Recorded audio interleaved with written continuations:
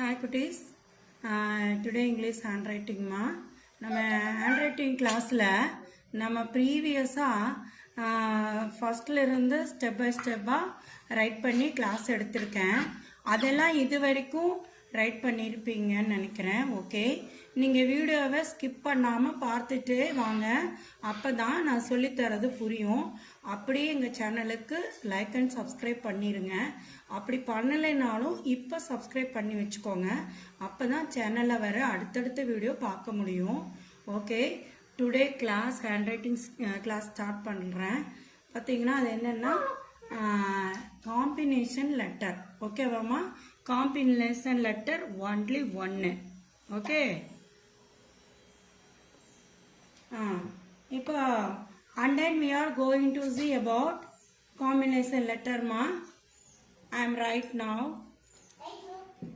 நான் ரைட் பண்ணுறேன் பாருங்க. இப்போ என் கூடவே ரைட் பண்ணிட்டு வாங்க மெதுவா.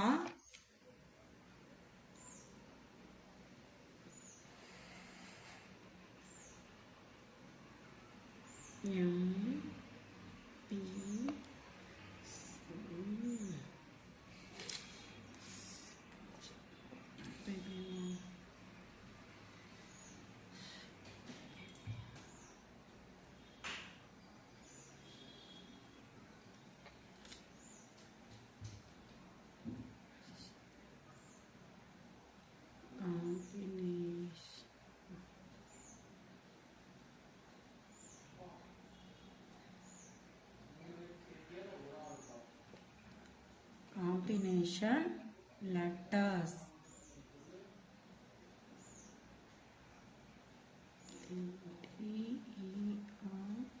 Yes.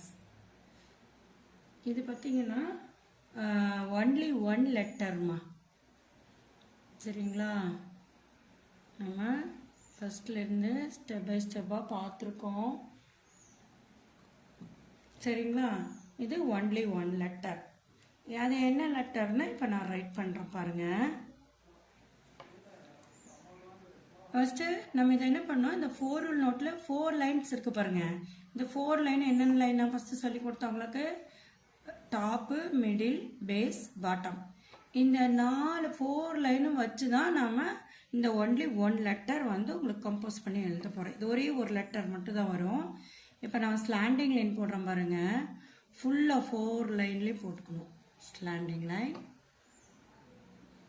Slanting line. ஓகே, இந்த ஒன்லி ஒன் லெட்டர் என்னன்னு பார்த்தீங்கன்னா எஃப்.